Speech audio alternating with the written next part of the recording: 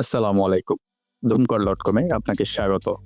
আজকে আমরা দেখব ধুমকল থেকে কিভাবে প্রোডাক্ট অর্ডার করতে হয়। এজন্য শুরুতে আমাকে যে প্রোডাক্ট বিক্রি করব, সেই প্রোডাক্টে যেতে হবে। আমি এই প্রোডাক্টটি অর্ডার করব। এর উপর ক্লিক করলাম। তারপর নীল এবং সবুজ ২টা প্রাইস লেখা থাকবে। সবুজ প্রাইস আমাদের ওয়েবসাইটের প্রাইস।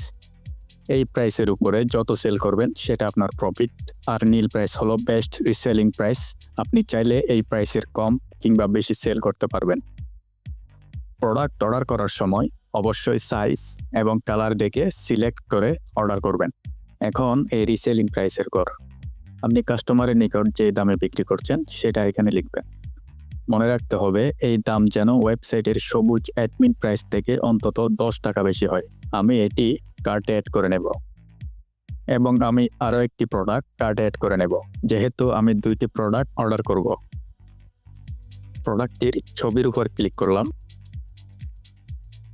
এবং স্ক্রল করে নিচে গিয়ে একটু কার্টে ক্লিক করব। সিঙ্গেল প্রোডাক্ট অর্ডার করলে কার্টে যাওয়ার দরকার নেই, বাই নাও-এ ক্লিক করলেই হবে। এখন আমি কার্ট আইকনে ক্লিক করে সরাসরি কার্টে চলে যাব। এবারে স্ক্রল করে একটু নিচে যাব। দেখুন এই পণ্য বিক্রিতে আপনার প্রফিট কত সেটা এখানে দেখতে পাবেন। এবার কন্টিনিউ টু শিপিং অপশনে ক্লিক করব। এবার অ্যাড নিউ অ্যাড্রেসে ক্লিক করে কাস্টমারের অ্যাড্রেস সঠিকভাবে লিপিবদ্ধ করতে হবে।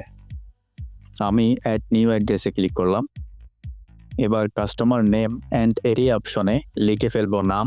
আমি এখানে কাস্টমারের নাম লিখলাম উসমান রহমান এবং এরিয়া লিখলাম মিররের বাজার।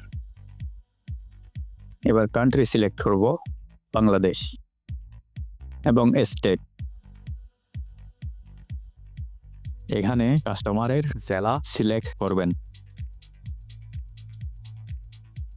এখানে কাস্টমারের থানা সিলেক্ট করবেন। এরপর এখানে পোস্টাল কোড। কেউ যদি পোস্টাল কোড না জানেন তাহলে যে কোনো একটা সংখ্যা দিলেই হবে। এরপর ফোন নাম্বার দিবেন। এবার সেভ করে নেবেন। দেখুন এখানে দেওয়া কাস্টমারের অ্যাড্রেসটি সেভ হয়ে গেছে। এবার এই অ্যাড্রেসের এই অংশে সিলেক্ট করে স্ক্রল করে একটু নিচে যাব।